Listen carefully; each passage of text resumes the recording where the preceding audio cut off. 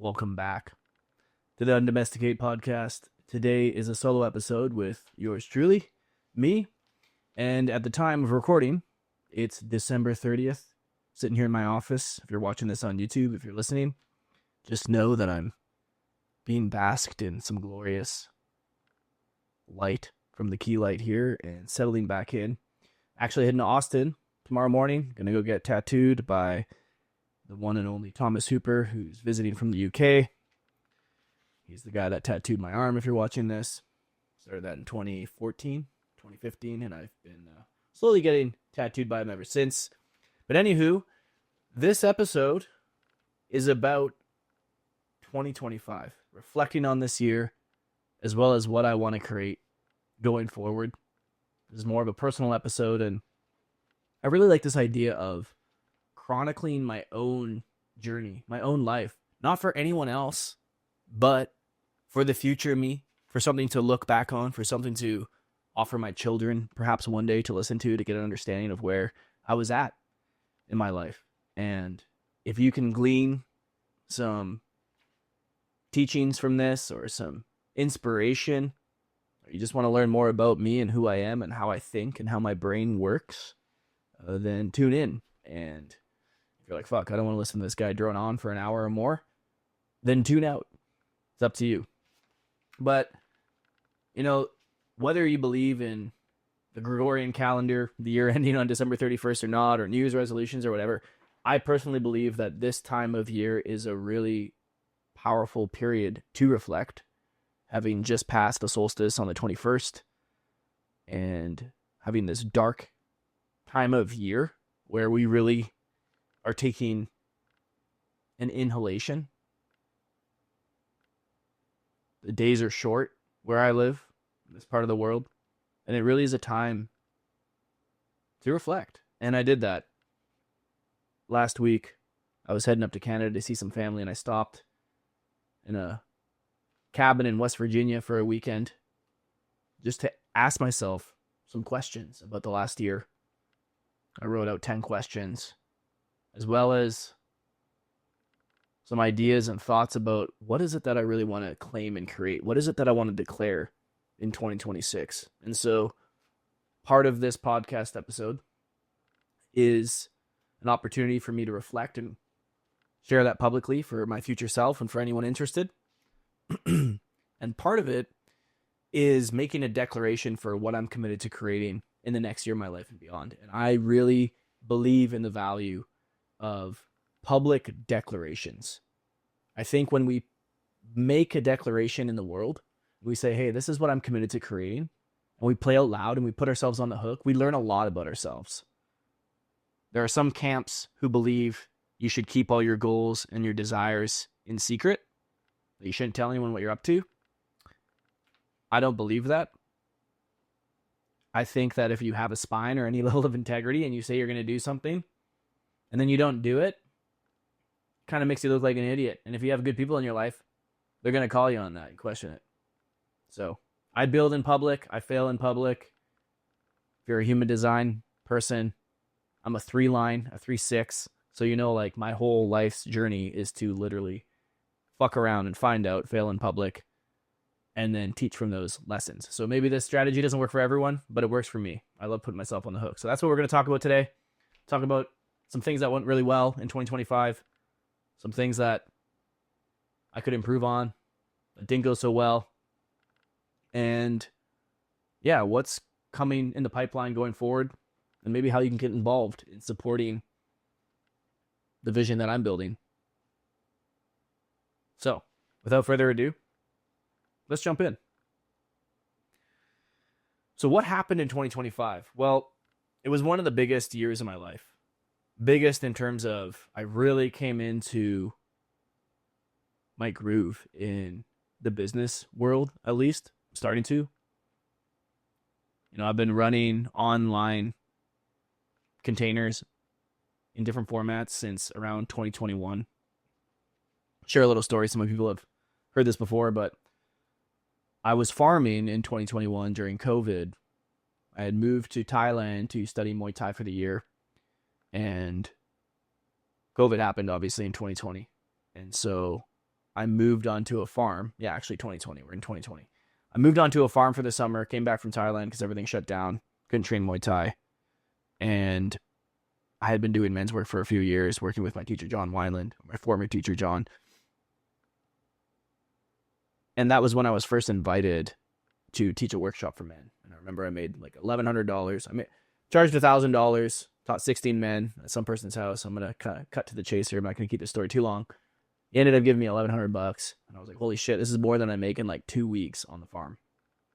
And that really kicked off this business that went for about 4 years. And I'll talk a little bit about that. Teaching men, leading men, and then culminated into what I'm doing now with Feral Creator, with helping business owners and creators really dial in their messaging and their truth. So to get here, it's been a 5-year journey, and I want to share that because for a lot of people that are going to be listening to this, they're in the creator realm. That's who I'm working with a lot these days, mostly. And a lot of them are in that first 6 months or first few years, and it's hard. And a lot of people don't talk about the 4, 5, 6, 7, 8 years that they struggled. And I've worked with a lot of these high-level business coaches and mentors as a student. And a lot of them, once you get to know them and in their inner circle, they talk about like, yeah, I didn't figure this shit out for years. And so 2025 was the year that shit really popped. And it came in a funny way because not only did I shift gears in terms of what I was doing, I stopped working with men after years and years of running retreats and programs, etc. But it actually came on the back end of getting fired from the project that I had started with three of my close friends, which was 13 Pines. And literally on December 31st of last year, and I've told this story all over the internet because it's my hero story, it's my origin story, right?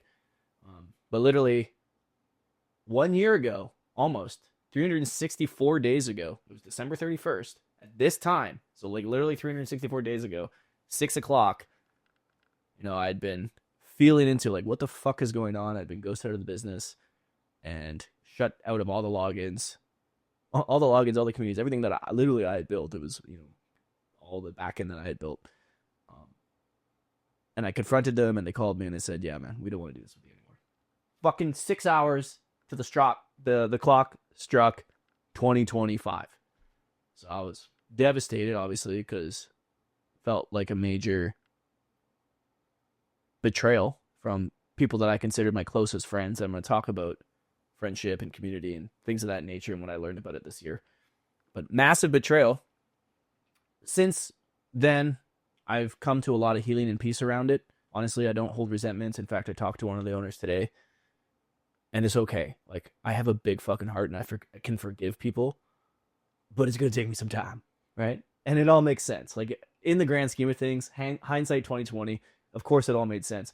But here I am, January 1st, I wake up 2025, like, fuck. I was hardly pulling any money out of the project anyway because there's 4 of us, splitting profits 4 ways.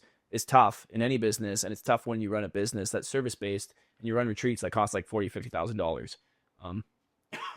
So it's not like we had a whole lot of money coming out. I think last year in my personal coaching business, I made like 18 grand, and then with 13 Pines, I made like another 18 or 20. So, fucking poverty level money. And I was barely making it work. Woke up January 1st, 2025, and I had to do something new.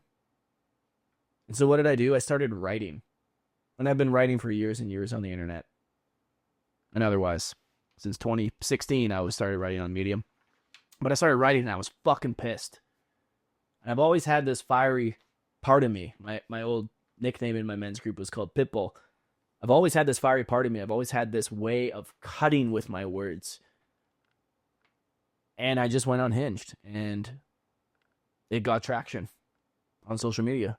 And then I had to get really creative because I had no money. I was living in this shack, $1,000 a month I was paying to live in someone's backyard in a tiny home. It was a cute tiny home, but I had no hot water. I had no bathroom, nothing. Sleeping in a loft bed. It was embarrassing. I'm 36 years old at this time. Right? No, 35 years old. 35 years old. Nothing to show for it. I just broken up with my partner previous months. I lost 3 of my best friends. I was like truly at rock bottom. Like, fuck it. Throw caution to the wind. And I had to get creative. And so I started running these workshops. Started building some traction. I ran a 30-day writing container, a writing sprint, help people dial in their writing. That turned into Feral Creator 1, which I launched in April. Did really well. Had about 39 students in that. And then that became Feral Creator 2. I ran some little private sprints and things like that with people. And it kind of just snowballed into this movement where I'm at the precipice right now. In about 3 weeks from now, January 20th, we open doors to the Waitlist of Feral Creator 3. Much higher level program than the other two. Higher level price. Going to be a higher level students in it as well. And things are really rolling along.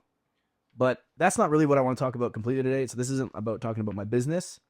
But one thing I will say is like a lot can change in fucking 12 months. So throughout all this time, a lot changed for me. I want to add too that when I woke up last year on January 1st, I had just gotten my green card to the US. And anyone who knows who's gone through the permanent residency process in the US, me being Canadian, knows you can't leave while you're in the application process. Well, when I came down here, I overstayed my visa, and of course, I was stuck here for 3.5 fucking years. I couldn't leave the country. Couldn't go to my grandma's funeral, my aunt's funeral. Some of my best friends from college had passed away. A lot of really hard stuff had happened at home, and I couldn't go. So, not only was I kind of like fucking destitute and poor, and things weren't going well in my relationship, and things weren't going well in my business partnership, but I also couldn't even fucking leave the country to see my family. I had nobody. I was living in this city that I moved here to be with my partner, and then she left, she moved away, and so I'm just here alone, right? So it was tough. Like coming into 2025 was really fucking hard, and I had to dig myself out of a hole. And I want to say that I did it myself, but of course we don't do anything ourselves, truly, in this life. We're supported by forces beyond us, but I was also supported by some really amazing people in my life. I had a lot of help. I had an amazing therapist. And it was a really transformative year for me. And so the first question that I asked when I was up in the mountains last week in West Virginia, I wrote out these 10 questions to reflect on 2025 and think about what's going into 2026. I was thinking about all these things that I just shared with you. The breakdown of the relationship, the breakdown of the business partnership, being stuck, living in a fucking little shack with no hot water, pissing out the window, or pissing in jars and pouring it out the window, right? I was thinking about like, okay, big year. What happened this year that was worth celebrating? That was my first question that I asked myself in 2025, right? Well, the big thing was like, I pulled myself out of lack of scarcity. Beginning of this year, I could hardly scrounge up the money to pay rent. The end of this year, I have some coins in the bank. I've made some big investments in my life. I moved to a new place. I have an office. I have a beautiful house out in the countryside that I rent. Really nice place. Super happy with it. And I'm safe and secure. And that's a big win. I think people often underestimate, especially like, I work with a lot of spiritual people and I've hung out in these communities for years, that they have all these high desires. They want to be on this self-actualization and kind of the top of the Maslow's hierarchy of needs. They don't got their money figured out, bro. Like, you got to get your life figured out. You can't even focus on higher levels of consciousness and ascending on all that kind of shit. You shouldn't even be fucking meditating if you're not able to pay your bills. Like, I'm being a bit facetious, but truly, cut the fucking practices. Stop going to ecstatic dance. Like, learn how to provide for yourself, especially as a man.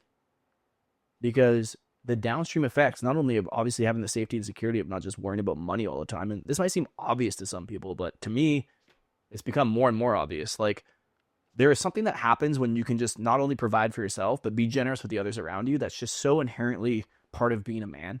Like, it just makes you feel more masculine when you can be like, yeah, I got you. Yeah, mom, you need some money? I'll help you out. Right? I get it. Like, you look at the rappers and they're like, the first thing I did was I bought my mama a house, or I bought her a car, or whatever. It's like, yo, I get it. I get it. You want to give back. Like, when you're abundant, you want to give back.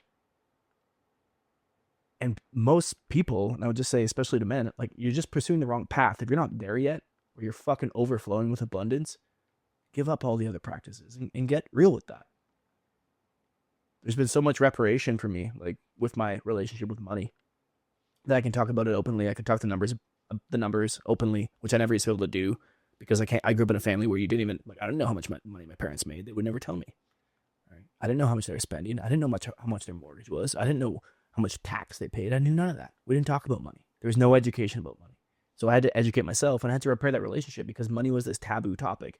And if money is taboo in your life, then you're not going to fucking attract it. You're not going to make it. Right? So I had to unwind a lot of this, and I can talk about that openly. And the more that I talked about money openly, the more I educated people about how much money I was making, right? What things cost, what I was paying, what felt good. I felt like more safe in that relationship, and then more started coming in, right? And so I'm celebrating that. I'm celebrating not only the money that I made, which is a good amount of money, the most money I've ever made in my life in 1 year. Not big by a lot of people's standards, but much in the top 5% of people in the US. And I'm really celebrating that. But more so the relationship, that like I know that it's an energetic that I'm learning to understand and master, and it's not something that I'm afraid of. Right? And what I'm really celebrating is that I was able to travel the world while doing this. I could take weeks off on my own. I was able to surf in Bali and study Qigong for a month and surf in Nicaragua, something that I've really am excited about doing more of next year, right? And I could disconnect for those times if I wanted to. I'd put the work in that I could step away from my business for a bit and just focus on the things that were really important to me, which is cultivation, right? Exploring new places, learning something new like surfing, doing the inner alchemy work of Qigong so I could become a more refined human being, and knowing that business and money was taken care of. I'm really celebrating that, right? Getting to study with Damon Mitchell, who has been a Qigong teacher that I've been working with remotely for a little while. I went to a retreat with him a couple of years ago in June in Houston, but being able to spend a whole month with him and his students, his teachers, his assistant teachers. And I'm going back next year to study with him in Sweden for a month as well. So super, super excited about that. I got my Jiu-Jitsu blue belt in 2025. I fucking trained really hard. So when I was going through all that crazy shit, I have an amazing coach here, Fati, who has just been really gracious with me. And we've kind of made an exchange where I help him out at the gym, marketing, photography, all that kind of stuff. And he trains me. And I did a ton of privates. I was doing like 2 to 3 privates every week, as well as 3 or 4 classes every week. I was sometimes training up to 3 hours a day. And I had this goal in 2025 to get my blue belt. And I got it in like May, which was like 250 days ahead of schedule or something like that. And I'm really proud of that. And oddly enough, after that, I went through like a string of injuries. And I'll talk a bit about that in this episode. I got bursitis in my elbow, which was really scary because it can get really gnarly. I got staph. I broke my finger, which is still broken and healing. And basically after May, between traveling and all the injuries and illnesses that I had, which is weird. I've never been one to have a lot of injuries or illnesses in my life. And this year, you can even hear it right now, I'm a little sick. I wasn't really able to I've maybe put in 10 to 15 sessions in since the spring, which is brutal. I haven't really trained in 6 months. I got the blue belt blues, as they call it. But anyway, I'm really proud that I committed to that goal and I went for it. And to be honest, I think Patty gave me my blue belt a little early, probably earlier than I should have it. But I'll settle into it, and I'm going to get back to training. I've got some big health projects that I'm working on so I can come back fully rested, fully energized, and just ready to crush it. Another big thing that happened in 2025, I went to a Joe Dispenza retreat, which a lot of people aren't a big fan of Joe Dispenza. I personally think his work it's pretty amazing. It's a little, the crowd is a little interesting, and it was way too many people for me. But it was really beautiful, and it was working with Joe really opened my mind to possibility. It wasn't even about the meditations or the hypnosis or whatever that they do there. It was really this idea that like, wow, I get to create. I run this program called Feral Creator. People think it's about like create online. No, it's about creating your fucking life. And I've always been very adamant about being the protagonist, being the author of my life. But he just took that to the next level of like, where in my consciousness am I holding back in my life? Like, where am I telling a story that I can't do something? And in fact, while I was at the Joe Dispenza retreat, I had not been planning on going to Bali. I really wanted to go and train at Damo's school. He's got a full-time Qigong and martial arts school in Ubud. But there were so many reasons that I shouldn't have gone, or I was rationalizing that it wasn't a good idea. So what I had done is earlier in the year, I had just like paid a small deposit to save my spot at the retreat. But as it approached in August, I was like, there's no way I could go. And then at Joe Dispenza, I was like, you know what? Fuck it. Where in my life am I not doing the things that I want to do? So I literally booked a flight like 5 days to Bali before the plane left, right before the course started. And it was one of the best decisions I made this year, if not the best. You know, beautiful country, amazing training, met some incredible people, and I'm so glad I did it. Right, and so one of the big lessons that I got from that, because I'm not gonna do Joe Dispenza's like hour-long fucking weird hypnotic meditations every day. I might do them once in a while, but that's not like the path for me. But really just reminding myself that, oh yeah, like I create all of this, the good and the bad. Like everything that happened to me in 2024 at the end of the year, my relationship, my business partnership, my money issues, that was me. I created all of that. I chose all of that on some level. Right? I really did. I chose all of that, and it fucking hurt, and I wanted to deny it. But when I hit that rock bottom, it truly felt like that, like scraping myself up off the floor. Like my dad was worried about me. He was like, "Do you want me to come fly out there? Like you don't sound too good. You want to spend a week together?" It was a really gracious and thoughtful thing for him to do, and I'm so grateful I have someone to do that in my life. But I said, no, you know what? I got this, and I need to face this on my own. And yeah, the Dispenza retreat just really reminded me that, oh yeah, like I create it all. And I create it all before I even take action. I create it all simply where I'm focusing my consciousness, because it's so true, it's so trite and generic to say this, but where that attention goes, the energy really does flow in every part of our life. And so I had to put my energy into something else. I had to put my attention on something else. And he was just such a bold reminder to take the risk, even though you don't know how it's going to all work out, because life just has this way of kind of carrying you, especially if you're doing things from like a really wholesome and heart-led place. Like I wanted to go to Bali so I could become a better human being and a more refined, energetic human being. And it all just kind of worked out. And of course, business was fine. Life was fine. Had a great time. All right. So, a couple things I'm celebrating in 2025. Also, just healing my heart. Went on a lot of dates. The relationship that I was in previous was just awful. On reflection, it just sucked. And I'm not here to throw shade on anyone, but it was very karmic. A lot of healing was done, but it came at a huge cost. And what I noticed coming into 2025 was like how fucking protected I was, like relationally, just could not open. And it's still some stuff that I'm working through now, but I was able to just receive love and grace and connection from really good women. And that's a big win. Just to experience textures of people that care and that are generous and that see me, and that, yeah, just appreciation when you're deprived of that and you live in an environment that's hypercritical and mean-spirited for years. Receiving validation and appreciation from people is quite profound, and so that was really beautiful, and I feel like I showed up really powerfully in those interactions, and so it was generous always around.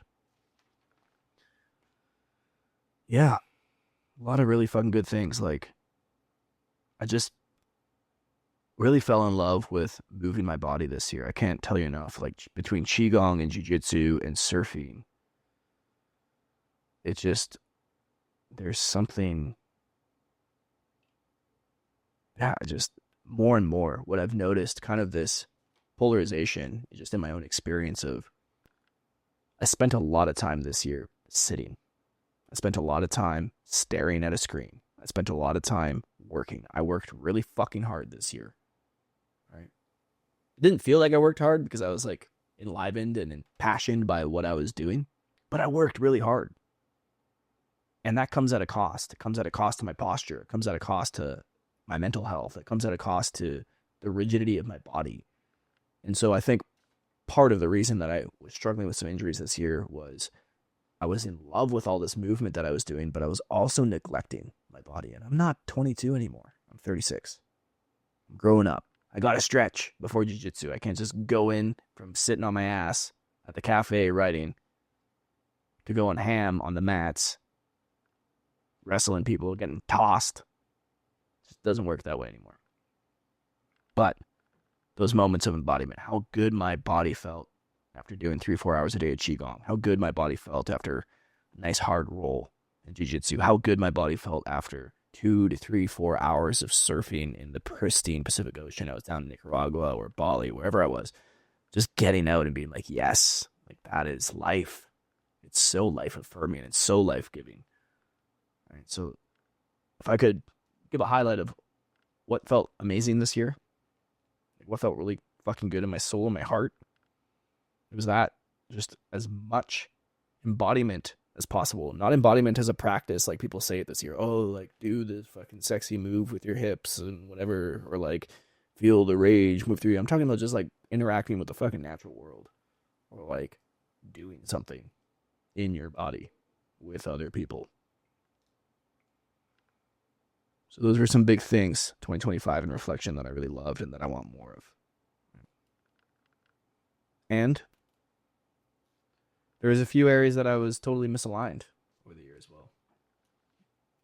One thing was habits, routines, rituals. I kind of pride myself on being able to create a lot of my life without any rituals or routines. Like I don't have a bedtime. I don't have a wake up time. I don't set alarms. I don't have a morning routine. But what that leads to sometimes is me kind of just running on fumes. I'll wake up, have 3-4 cups of coffee. By the time it's 2 o'clock, I realize I haven't eaten because I've just been so absorbed in my work. And I think I have like some, I really am cautious of saying this, but there's something different with the way my brain is wired than most people. And I didn't notice it until I had lived with a former buddy and I watched his patterns in the day and I watched mine, and like I can be manic.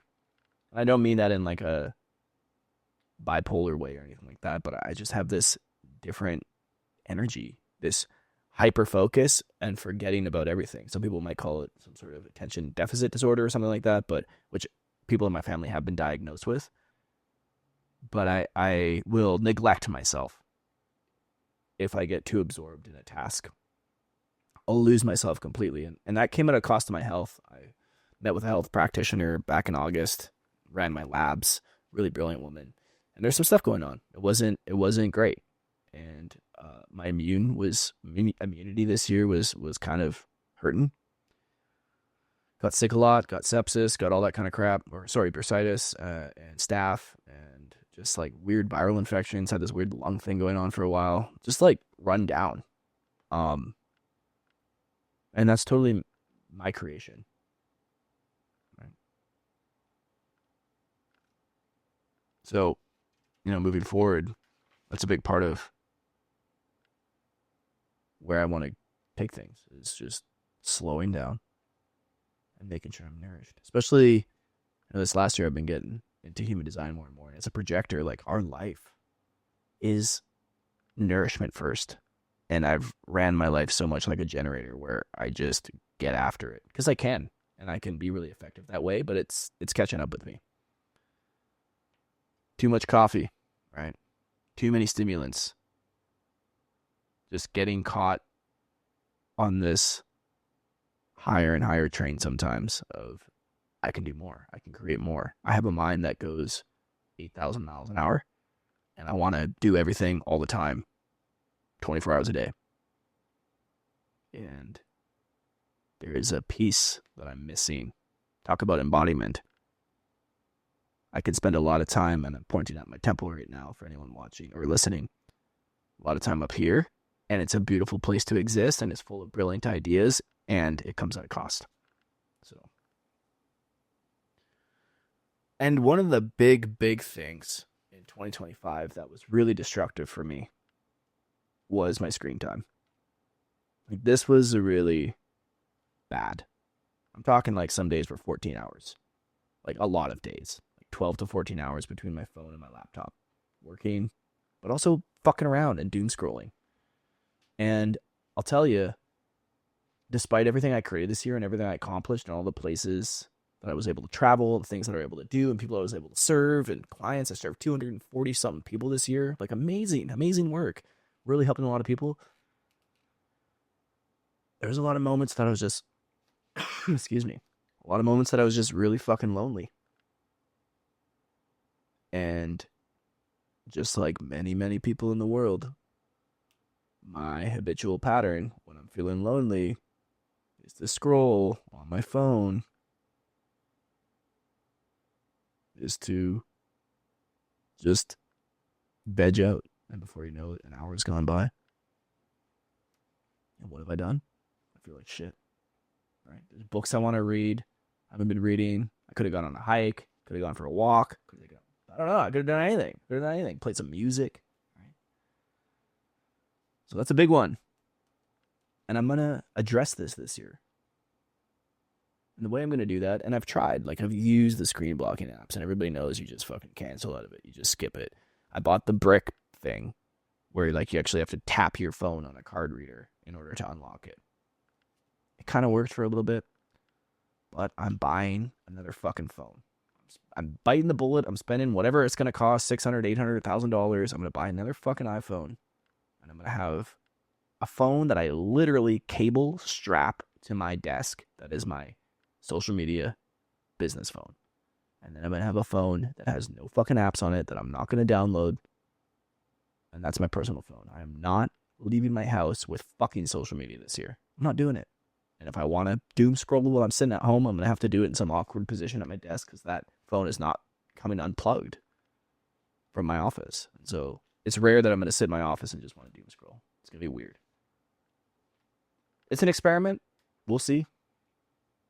But that's one of the biggest things that really like impacted me this year was this fucking phone, this screen stuff. I'm so much happier when I'm not on a screen. I can't tell you how relieved I was when I was in Nicaragua surfing or in Qigong or at Jiu-Jitsu. In fact, all of those practices, they get me off of a phone. I'm not bringing my phone to the ocean or onto the mats, obviously. All right, so there's a direct correlation for me personally with my satisfaction in whatever activity I'm doing and whether there's a screen around, which I think a lot of people can relate with.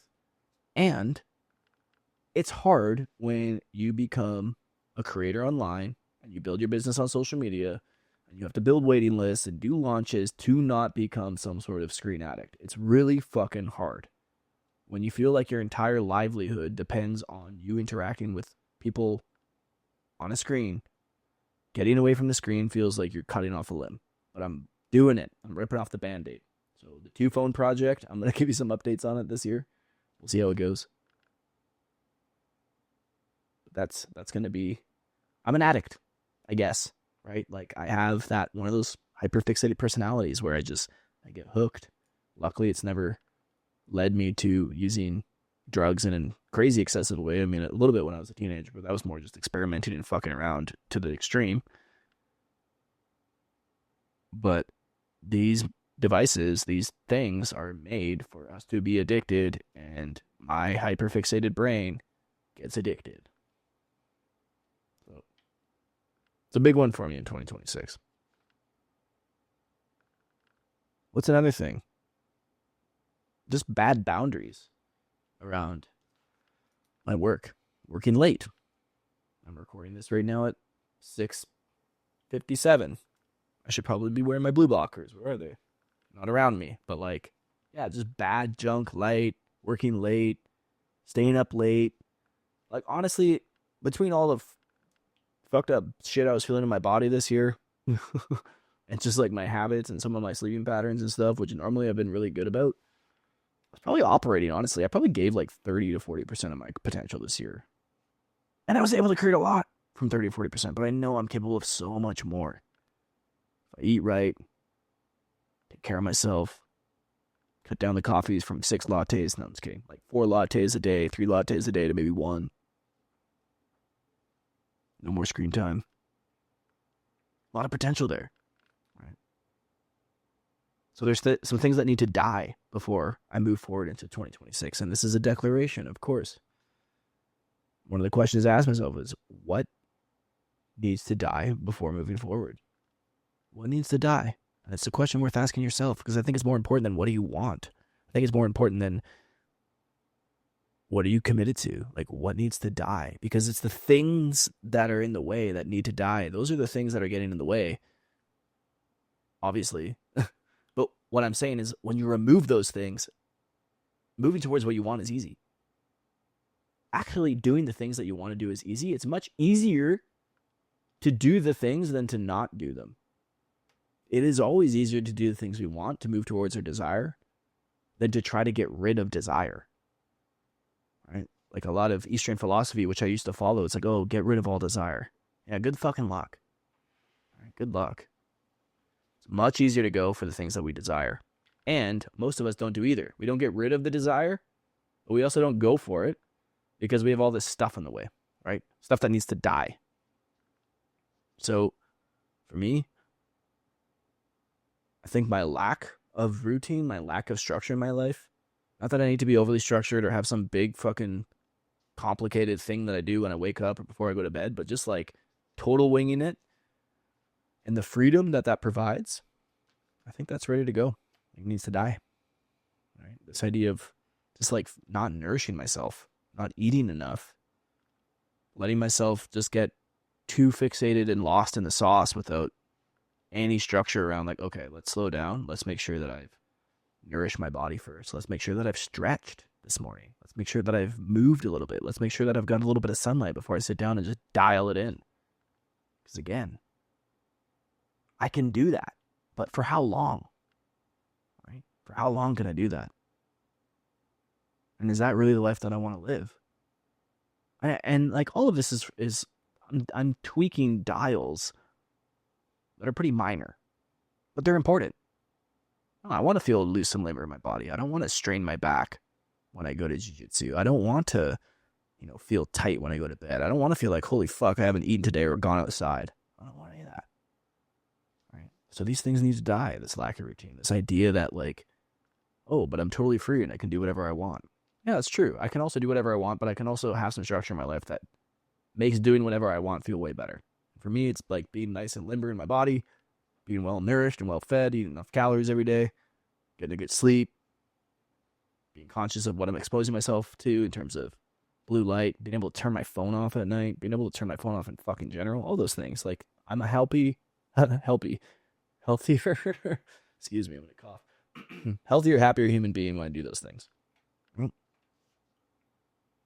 want to be mobile. I want to age well. I don't want to be glued to screens. I'm never going to look back at this period of my life and be like, oh God, I wish I used my phone fucking more. Right. So that's what needs to die. And what do I want to create going forward? Well, big thing for me in 2026. Well, let me back up here. So in 2025, I set a few goals. I set 3. One was get my Jiu-Jitsu blue belt, which I did. Crush that by the end of the year. Totally crush that fucking goal. One was to make $15,000 of monthly recurring revenue for 3 months in a row. I crushed that. I think 7 or 8 of the 12 months. I think 7 of the 12 months I did over 15K. I did 4 months in a row, actually. So I crushed that. And I did that like within 3 months of the year beginning, which is kind of crazy that I started the year with nothing. And then, by April, I think April, May, June, and July, I did $15,000 to north of $20,000 a month in the business. So crush that. And the last one was write a book, which I didn't even fucking start at. And those were the only 3 projects that I had. I hardly even called them goals because I like to work in the realm of projects. And so I'm going to share a little bit about the projects that I'm looking at for 2026 here as well. Hey, so a big one is I want to move. All right, so I explained earlier in this podcast that I kind of just moved to where I live right now because I was in a relationship, and it's a long story as to why we moved to this specific place, but I just don't feel it here.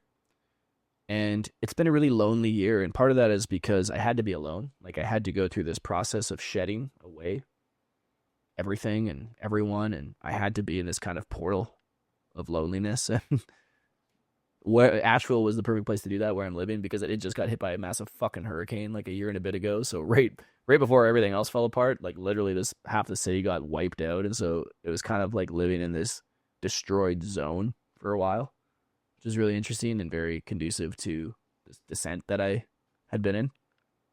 But I feel like on the other side of that, holy fuck, am I dying for community and dying to be in a place that really inspires me geographically and physically. And that's just not here. It's a very, very beautiful town. There's some amazing people here, but it's just not my place. And so for 2026, one of my big projects is to move, right? To move somewhere that makes me feel vital, that makes me feel alive. I'd love to be, I thought about being walking distance from the ocean somewhere.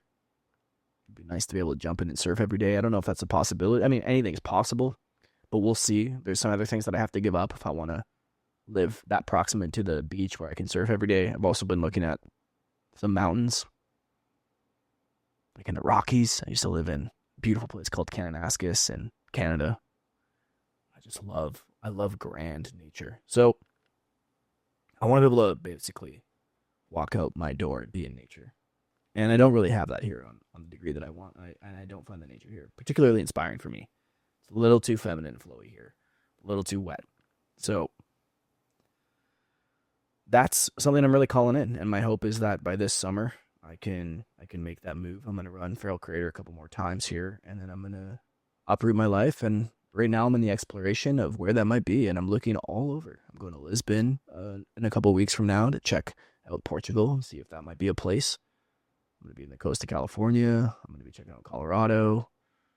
I was in Utah a few weeks ago looking at places there. And so I'm just like really feeling into, one of the funny things about when you start to build a life of true kind of abundance and freedom is you have a lot of options. And that can be really debilitating. It's definitely a luxurious problem. It's a first world problem, but having the option to live wherever. Where do I want to be? Like, where do I want to grow roots? Where do I want to settle? And I have a lot of particularities. There's things that I really want. And so there's not that many places that can meet all the needs that I have. And the biggest need, honestly, is community. So yeah, a beautiful place, fresh air. I'm able to access to snowboarding or surfing or mountains or ocean or wherever. All that's amazing, but like fucking community. Like local community, not like my online community, not community of people that I see a few times a year because they fly into the same place as me. I'm talking like, where are the homies? Like, where are the people that want to do dinner together that I can go deep with? Right? On a Beckon's call, I want to fucking call you up. Where are the homies that I can walk to their house? I want it to be like childhood. You know what I'm saying? Like, that's the kind of community I want, where I just walk in my front door, go around the block, knock on their door, uninvited, unexpected. Maybe I should get a landline again. But you know what I'm saying? Like, I want that. I want potlucks. I want festivities with the homies. I want bingo night. No, I don't know. You can get what I'm saying. It'd be Catan night, really, or Catan, or whatever people call it. Settlers. I want some settlers up in my life with the homies regularly. I want to run into homies at the coffee shop when the girls are getting their matcha and I'm getting my double latte. No, but you know what I'm saying, right? So, yeah, community. Community is a big, big theme for me in 2026. Like, I can do the fucking lone wolf thing. I've done it. I'm great at isolating. It's like my habit. Love isolating. I love fucking hiding out in my room, and I need it sometimes. And I'm ready for something new. I want to have fires outside and cook steaks over it. Anybody that knows me knows that I'm like the steak fire cooking dude. I want to tan skins and hides with my friends. I want to make sheepskin rugs. I want to walk into the mountains and go with the homies, and we can act like we don't know nobody. You know what I mean? Just something consistent and regular with people that are deep.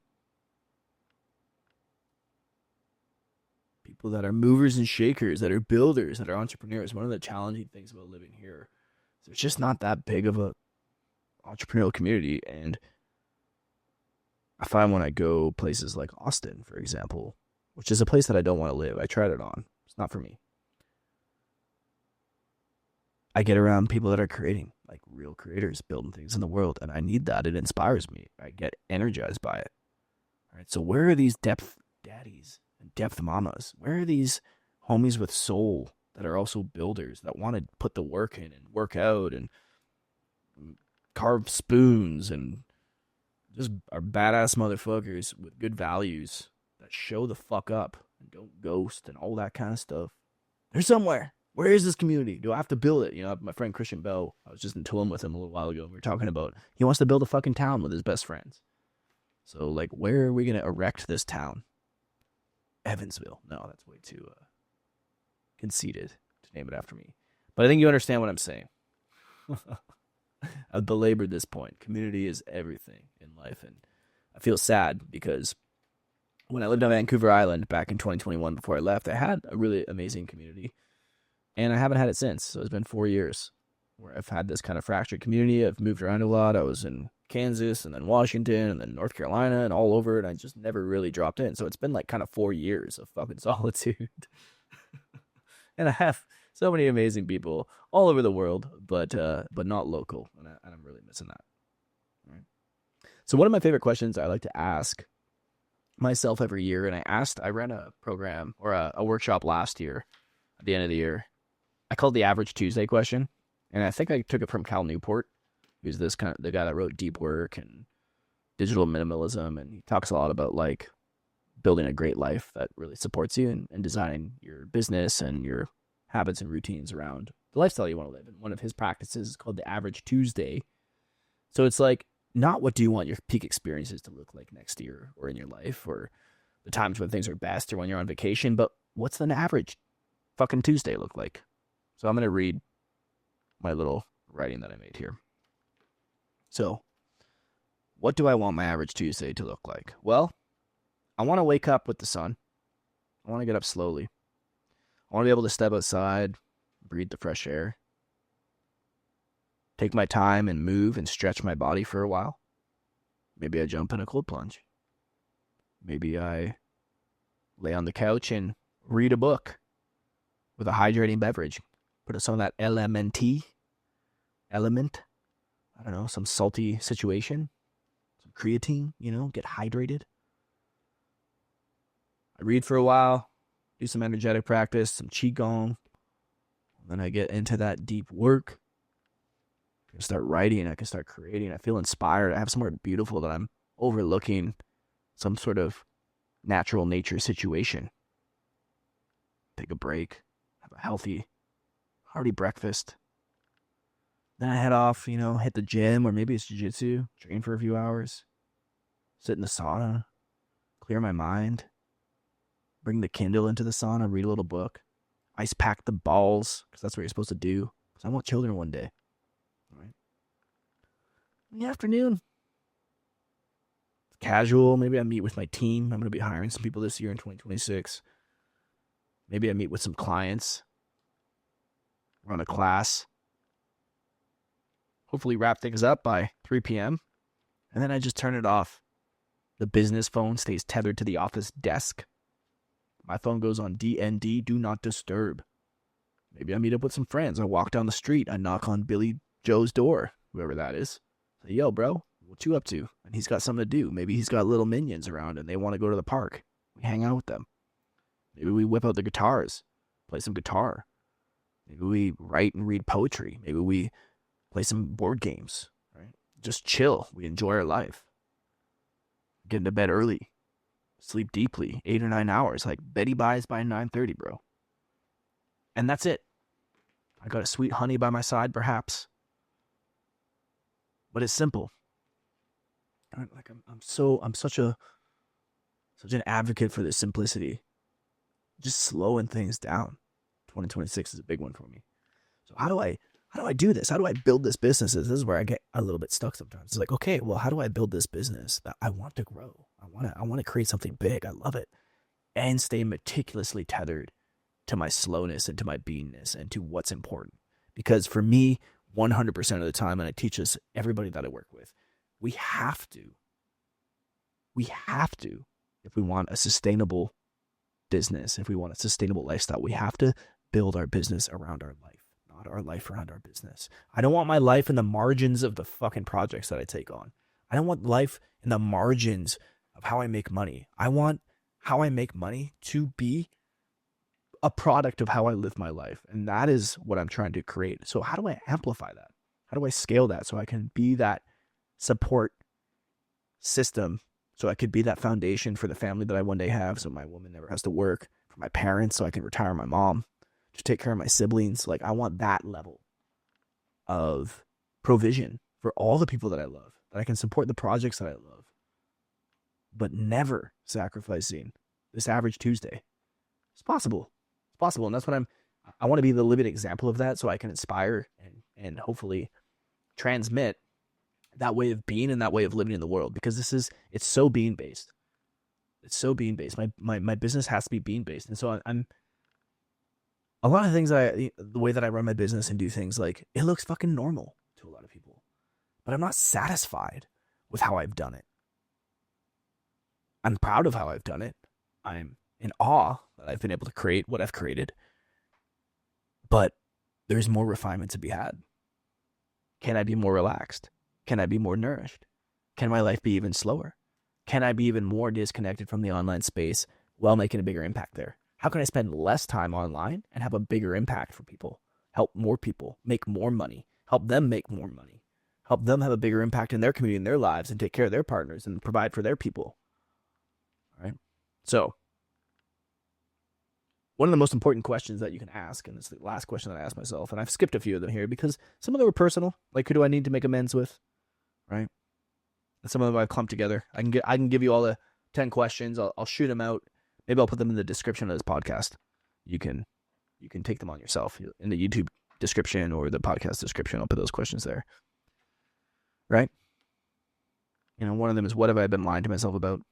There's a few things there that I've mentioned on this, but there's other things that I'm just not. You got to keep some of your personal life personal. You know what I mean? There's some people I need to make amends with. There's some things that I've been lying to myself about, and they're all being taken care of. So I'm addressing those things, but more publicly, what I can talk about here, when I feel comfortable talking about here, is the most important question, which is, who am I committed to being? All right, so who am I committed to being? One of my favorite humans on earth, actually, there's two of them, excuse me, Bay and Adam McQuiney. They run an incredible program called The Forge. If you're a coach, I highly recommend taking it. It's probably the most comprehensive and the best coaching program on the planet. I took it for 2 years. I almost took it this year as well, but it just didn't fit in with my schedule. But it's really where I got my chopping chops, my coaching chops. And they're just two incredible human beings. They're really in their fucking work. They're so authentic and so real. And they create a container like nobody else to explore the ontology of life. That's the way of being. How do we be? Because at the end of the day, that's what really matters, right? It's not about the results, which is why in this podcast I haven't really talked about, like, oh my God, look at what my business did. Look at all the results I made. Look at fucking how awesome I am. Who fucking cares? I want to talk about the beingness. Who was I being through all of that? Was I being a man that was in high integrity with himself? Was I nourishing and taking care of myself? Well, my health didn't reflect that, right? No. Was I full of joy and freedom and connection to myself? Sometimes, but sometimes I was overwhelmed and lost in the sauce and lonely. And loneliness, I've learned the last year, is really just a disconnect from self. Right? We're only lonely when we're disconnected from ourselves. There's the capacity at all times to always feel connected to self, and then I would assert that you never feel lonely, right? And so a lot of my loneliness, quote unquote, putting air quotes around that, was actually just me avoiding being really connected and rooted with, like, the what isness. What's actually happening for me right now? How do I actually feel right now? And so I say, oh, well, I'm lonely. Loneliness is kind of a distraction. But anyway, I want to focus on this question. Who am I committed to being? And my invitation to anyone listening to this is to build your life around who you want to be, not what you want to accomplish and do, which is why I don't set goals. Who do we want to embody? What are the qualities that I want to embody as a human being? So for me this year, and most years, but this year in particular, coming up 2026, I'm committed to being love. Loving my clients, loving my family, loving myself big time. Like big time. Loving strangers, loving the people that have harmed me. Like, really just fucking love. like the transmission of love. Loving my work, right? Loving this great fucking green planet that we live on and loving every moment of it. Been reading a lot of Nietzsche lately. He has this concept called Amor Fati. It's love of fate. I got it tattooed right on my hands. You can't really see it maybe on the screen there. My wrists, right?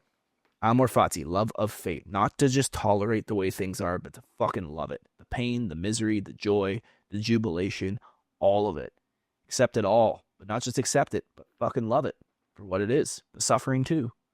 So how can I show up with that way of being? Like, yes. It's like that Jocko Willink thing. Good. Life's falling apart? Good. Clients charging a chargeback? Good. Love it. So that's one. Truth. Just deeper layers of truth. And the thing about truth is, like, you can build a lot and get away with a lot in your life lying. And a lot of people have a lot of success being fucking liars. And that's okay. They're on their path. I don't appreciate it. I don't like it. I don't approve of it. But at the end of the day, those people, it's not about who they lie to in the world and what they get and who they pull the wool over. It's about lying to ourselves. Right? Because the next word I wrote is integrity. And integrity is all about being honest with ourselves. Integrity is that little voice, that tiny little voice that exists inside of us that knows if we're full of shit or not. I was talking to somebody about this today.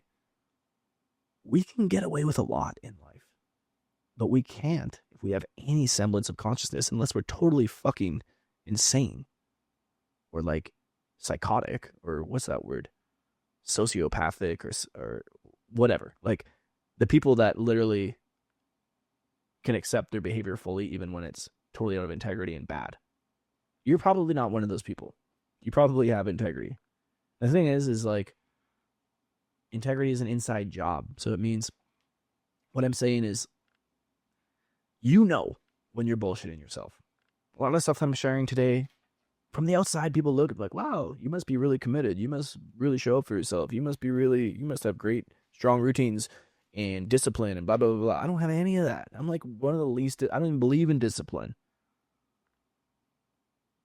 So I try to level myself. I try to take myself off the pedestal and the projections that people have of me that I'm some like figured it out, hardworking dude. I'm not.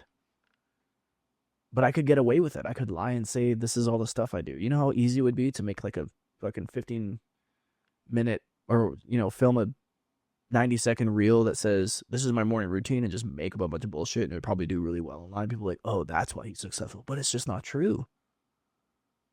So I have to wrestle with my integrity and my truth only within me. And that's all that anybody ever has to do. It's all an inside game.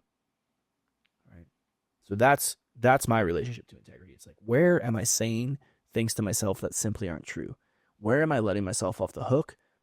Where am I choosing the easy path within the rationalizations that I make for not having to do something, or the rationalizations I make for letting myself do something that I know is not good for me, that I know isn't in my highest good, that I know isn't going to move me more towards truth and love and connection and purpose, right? These are some of the words. Connection. How can I be more connection this year? Well, if I don't want to be lonely, I have to make connections. Not only with myself, but like, I complained about fucking community this year. And I didn't show up. I didn't create experiences for people to come into community with me. I just complained about it. So instead of wanting connection, how can I be connection? How can I be the source of connection for other people? Right? Vision. How can I just stay so locked into that vision all year? Purpose. How can I continue to refine? Like, this is the thing right now in my life that feels most purposeful for me. And how can I infuse purpose into everything that I do? So what are the things, how can I do the things that I'm already doing from a more embodied and purposeful way? Rather than being like, I have to go find my purpose. No, fuck that. Look at the life in front of you and do the things that you're doing with purpose. That's the way of being purpose. I'm going to do everything with intention, we could say. All right. Peace. How can I be more peace in my life? More peace for myself, more peace for the people around me. This is something I've really worked on this year. I did not come from a peaceful environment in my life, and I've not been a peaceful person. Peace is on the very... If people were to describe me a few years ago, peace would be on the bottom of the 50 qualities that you could name me. It'd be 49, maybe 50. I didn't bring a lot of peace into spaces. I didn't bring a lot of sanctuary into spaces. And I've worked really hard this last year. I've been working with this amazing coach, therapist. She works in the modality of neuroaffective relational model, NARM, as people call it. And I've turned on a lot of people onto NARM. And I've turned on my coaches and my teachers onto NARM, and I've seen how it's shifted them. If you have the right practitioner, it's a very powerful modality of connecting both the embodied somatic experience of trauma and childhood consciousness and relating it to the present moment without getting lost in the story, without regression.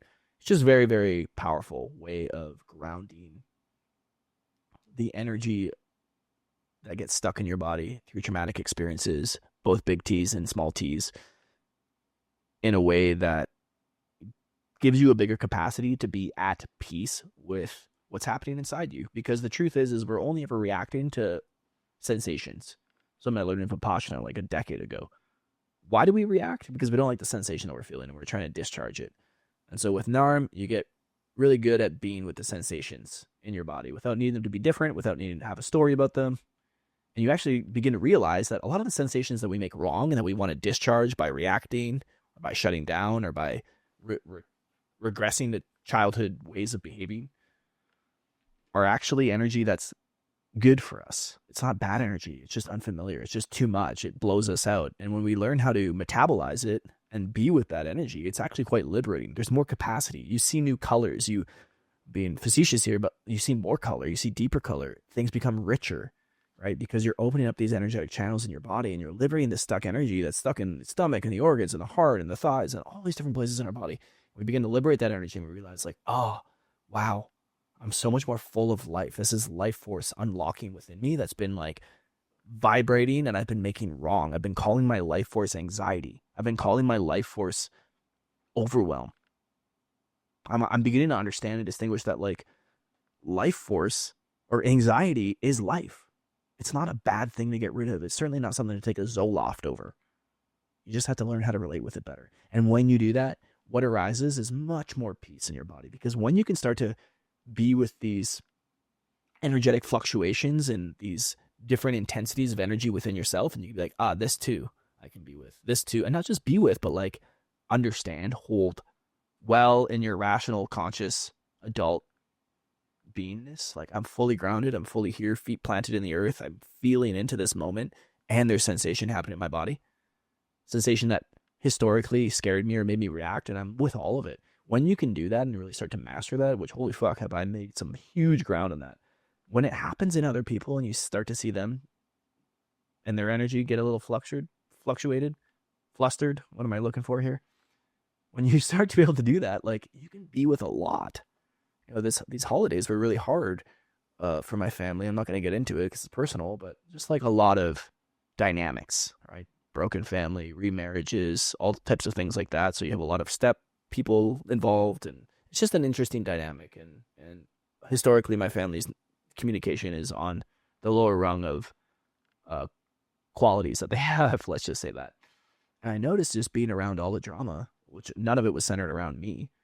I could just be with it all. And I was just witness to it all. Witness to people's like, okay, that's their stuff. That's their pattern. And it's okay. And it's all right. And I can be with it, and I can love them through it. And I can be like a rational voice. I don't take sides. I don't need to fix it. I don't need to make it go away. I could just be with it. And that's a lot of peace. That's how you become a sanctuary for people. So those are a few qualities: joy, celebration, possibility. I want to celebrate my life more.